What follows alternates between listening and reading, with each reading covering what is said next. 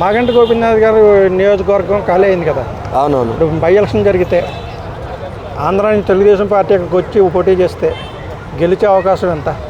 100% అంటే తెలుగుదేశం పార్టీ ఒక్కటి కాదు, కూటమి గిట చేస్తే గిట్ట కంపల్సరీ 100% విజయం సాధించే అవకాశం ఉంది. ఎందుకంటే ఈ ప్రాంతంలో చూసుకుంటే గిట్ట సెటిలర్స్ చాలా ఎక్కువ, జనసేన కార్యకర్తలు కూడా అనేకమైనటువంటి జనసేన పార్టీకి సంబంధించినటువంటి కార్యకర్తలు ఉన్నారు. గతంలో చూసుకుంటే గోపీనాథ్ గారు తెలుగుదేశం పార్టీలో గెలిచారు. తెలుగుదేశం నుంచి ఇప్పటికి కూడా ఒక ఓటు బ్యాంక్ ఉంది. అదేవిధంగా బీజేపీ, ఈ 3 పార్టీలు గిట్ట గెలిస్తే 100% కూటమి ప్రభుత్వం గెలుచుడు గ్యారంటీ జూబ్లీహిల్స్ నియోజకవర్గంలో. అంటే తెలుగుదేశం సింగిల్గా పోటీ చేస్తే గెలిచే అవకాశం లేదు. సింగిల్గా పోటీ చేస్తే గెలవదండి. సింగిల్గా పోటీ చేస్తే మళ్ళీ కదా 1000 ఓట్లు వస్తాయి, 1000, 1500, 2000 ఓట్లు వస్తాయి, అంతకన్నా ఎక్కువ రావు. ఎందుకంటే కూటమితో గిట్ట పోటీ చేస్తే జనసేన, బీజేపీ ఇవి 3 కాబట్టి 3 పార్టీలు కలిస్తే 100% విజయం సాధించే అవకాశం ఉంటుంది. కానీ ఒక్క సింగిల్గా మాత్రం పోటీ చేస్తే గిట్ట గదే 2000 ఓట్లకు మాత్రం పరిమితం అవుతుందని చెప్పి తెలియజేస్తున్నాను. అంటే ఆ కూటమికి ఇక్కడ తెలంగాణ ప్రజలు యాక్సెప్ట్ చేస్తారంటారు? 100% చేస్తారు. ఎందుకంటే ఇలా మనం చూసుకుంటే గతంలో జిహెచ్ఎంసీ ఎలక్షన్లో చూసుకుంటే గిట్ట బీజేపీ పార్టీ యొక్క ఎమ్మెల్యే స్థానం లేనటువంటి స్థానాలలో 42 సీట్లు సాధించిందండి. 40 పైగా స్థానాలు సాధించిందంటే ఇక్కడ బీజేపీ పార్టీ కూడా బలంగానే ఉన్నట్టు కదా. అదేవిధంగా చూస్తే సికింద్రాబాద్ పార్లమెంట్ సెగ్మెంట్లో వస్తుంది జూబ్లీహిల్స్ కాన్స్టిట్యున్సీ. ఇక సికింద్రాబాద్ సెగ్మెంట్లో ఉన్నటువంటి ఎంపీ కూడా బీజేపీ ఉంది, సెంట్రల్ మినిస్టర్ కిషన్ రెడ్డి గారు ఉన్నారు. అదేవిధంగా ఇక్కడ ఉన్నటువంటి అనేకమైనటువంటి హైదరాబాద్ అంటేనే ఇలా బీజేపీ కొంచెం స్ట్రాంగ్ ఉంటుంది. ఇలా చూసుకుంటే 100% గెలిచే అవకాశం ఉంటుంది. సక్సెస్ఫుల్గా కూటమి బీఆర్ఎస్ స్థానం కదా, మరి బీఆర్ఎస్ గెలవదంటారా? మరి బీఆర్ఎస్కు 100% చెప్తున్నా, నోట్ చేసుకోరి. మన పీపుల్స్ మీడియా ద్వారా చెప్తున్నా, బీఆర్ఎస్కు 15,000 ఓట్ల కన్నా ఎక్కువ రావండి.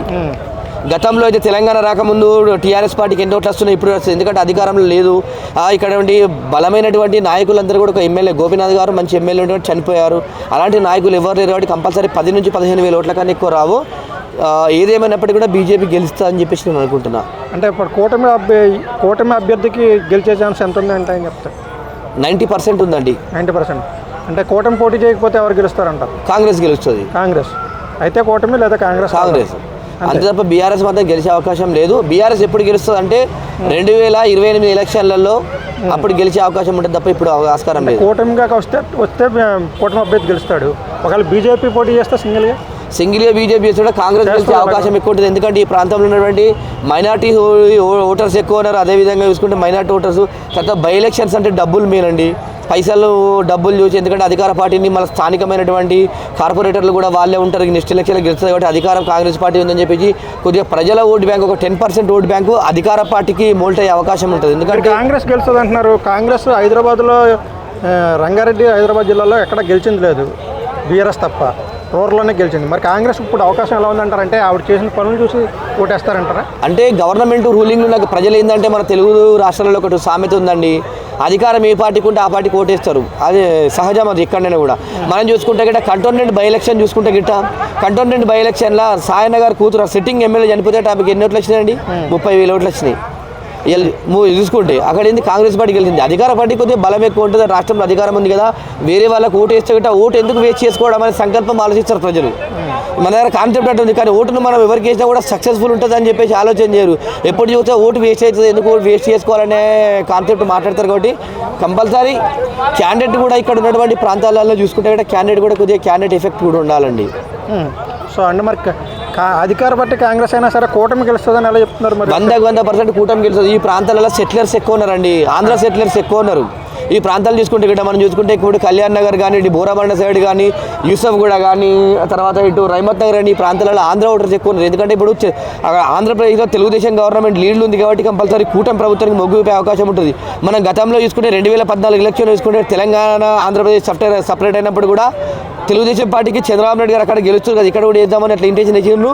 అక్కడ ఆంధ్రప్రదేశ్లో గవర్నమెంట్ ఉంది కాబట్టి ఎఫెక్ట్ అవుతుంది. ఎందుకంటే మీరు చూడండి, నిన్న అసదుద్దీన్ ఓవైసీ గారు నిన్న మాట్లాడిరు, లోకేష్ పైన చంద్రబాబు నాయుడు గారి పైన వ్యాఖ్యలు చేసినట్టు అర్థం చేసుకోండి. ఎందుకంటే ఇక్కడ ఈ ఎంఐఎం పార్టీ కూడా కాంగ్రెస్ పార్టీకి పొత్తుంటుంది, సపోర్ట్ చేస్తుంది. కొన్ని స్థానాలు మేము చేస్తాం, ఇక్కడ చేయొద్దని చెప్పేసి. గతంలో ఎమ్మెల్సీ ఎలక్షన్ చూసుకున్నాం, ఎమ్మెల్సీ ఎలక్షన్ అప్పుడు కూడా కాంగ్రెస్ పార్టీ ఎంఐఎం సపోర్ట్ చేసారు. అట్లా కూడా ఈ సీటు కూడా పోతుంది అని చెప్పేసి. ఎందుకంటే తెలుసు వారికి కూటమి కూడా పోటీ చేస్తే 100% కూటమి బీజేపీ అభ్యర్థి కంపల్సరీ కూటమి అభ్యర్థి గెలుస్తాడు అని చెప్పి తెలుసు కాబట్టి అసదుద్దీన్ గారు నిన్న అలాంటి వ్యాఖ్యలు చేసింది. చంద్రబాబు నాయుడు లోకేష్ సీఎం చేయండి, మీరే చేస్తారని ఎందుకు మాట్లాడండి? ఆయన రాష్ట్రం వేరు, మన రాష్ట్రం వేరు. అక్కడి గురించి మాట్లాడిందంటే ఇక్కడ బై ఎలక్షన్ జరుగుతుంది. ఇక్కడ ఆల్రెడీ లంకల్ దీపక్ రెడ్డి తర్వాత కిషన్ రెడ్డి వీళ్ళందరూ కూడా చంద్రబాబు నాయుడు గారు కలిసి వచ్చి మొన్న పోయి. అంటే ఇప్పుడు లొకేషన్ సీఎం చేయాలంటున్నారు. నిన్న పొదిలి నిన్న సత్తెనపల్లి పర్యటనలు చూస్తే విపరీతమైన క్రౌడ్ వచ్చారు జగన్కి. లోకేష్కి వస్తే తట్టుకోగలంటారా?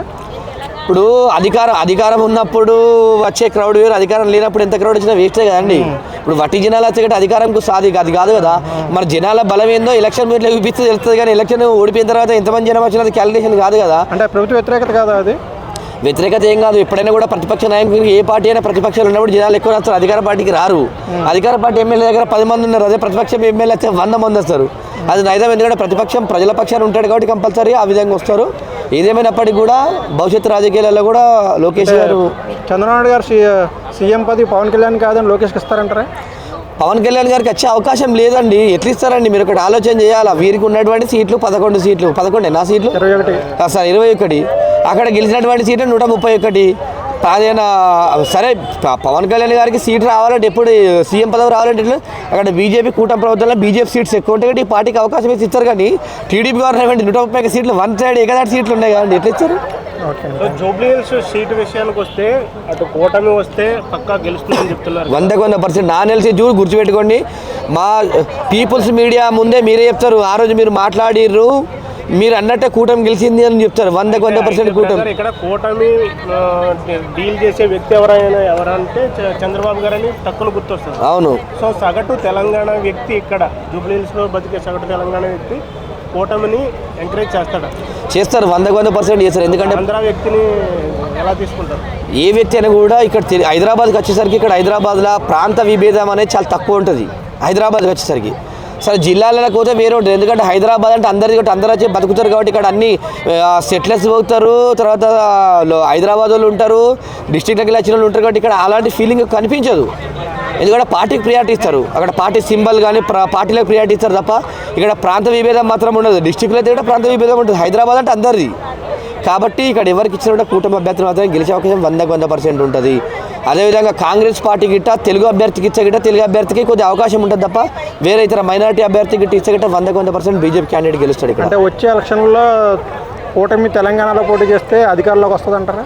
వచ్చే అవకాశం మందంగా ఉంటుందండి. ఎందుకంటే ఇప్పుడు మనం చూసుకుంటే గిట్ట ఈనాడు ఒక సీట్ రానటువంటి బీజేపీకి 8 ఎంపీలు గెలిచారు.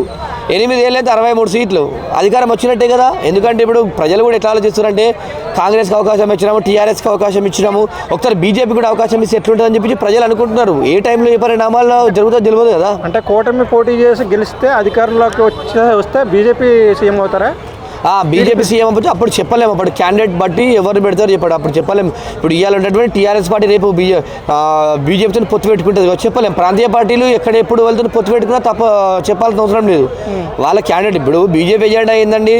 ఏ రాష్ట్రంలో కొని మా కాంట్రిబ్యూషన్ ఉండాలా, సీఎం కావాలంటే కూటమి ప్రభుత్వం ఉండాలి, మా కాంట్రిబ్యూషన్ ఉండే సీఎం కావాలని చూస్తారు తప్ప బీజేపీ వ్యక్తే కావాలన్నట్టు చూడరు వాళ్ళు. ఇప్పుడు మనం చూసుకుంటాం కూడా ఆంధ్రప్రదేశ్లో సీఎం అంటే ఎవరైతే బాగుంటుంది అంటే కిషన్ రెడ్డి అంటే బీజేపీ ఎజెండా ఎట్లుంటుంది అంటే సాధారణ కార్యకర్త కూడా ఏం లేని కార్యకర్త కూడా సీఎం కావచ్చు. ఎందుకంటే మనం చూసుకుంటే మహారాష్ట్ర చూసుకుంటే గిట్ట ఆటో డ్రైవర్ ముఖ్యమంత్రి అవుతారని కళ్ళు అనుకున్నామా, ఆయన అయిండు. అట్లా బీజేపీ ఎవరిని ఎప్పుడు చేస్తుందో ఏ టైం ఎట్లా కిషన్ రెడ్డి అంటారా అట్లా అని ఏం లేదు. వాళ్ళిద్దరికి కూడా రాకపోవచ్చు, వేరే వాళ్ళకి అవకాశం. ఎందుకంటే వాళ్ళ ఇప్పుడు నెక్స్ట్ తరంలో మంచి మంచి లీడర్స్ వస్తున్నారు, యువత ఉంది, సామాజిక పరిణామాలు బట్టి కూడా సీఎం క్యాండిడేట్ అని డిసైడ్ అవుతుంది. ఎందుకంటే కొన్ని రాష్ట్రాల్లో ఇప్పుడు దేశం మొత్తంలో 28 రాష్ట్రాలు 20 రాష్ట్రాల్లో వాళ్ళే అధికారంలో ఉన్నారు. కమ్యూనిటీ బేస్డ్ చూసుకొని వాళ్ళు కూడా సీఎం క్యాండిడేట్ కూడా అనౌన్స్ చేసే అవకాశం ఉంటుంది. మళ్ళీ నెక్స్ట్ కూడా ఏంటంటే బండి సంజయ్ అని చెప్పలేము మళ్ళీ, ఎందుకంటే ఇప్పుడు నెక్స్ట్ మహిళా రిజర్వేషన్ కూడా వస్తుంది కాబట్టి కంపల్సరీ మహిళా బిల్ కూడా వస్తుంది కాబట్టి మరి సీఎం హోదాలో అంటే సీఎం క్యాండిడేట్ కూడా రిజర్వేషన్ పెడతారా, మహిళా రిజర్వేషన్ ఉంటుందా లేదా అనేది కూడా చూసుకోవాల్సి ఉంటుంది. దాన్ని బట్టి మనం అప్పుడు ఆ మూమెంట్లో ఎవరు ఉంటారో దాన్ని చెప్పగలుగుతాం అప్పుడు. Okay, thank you.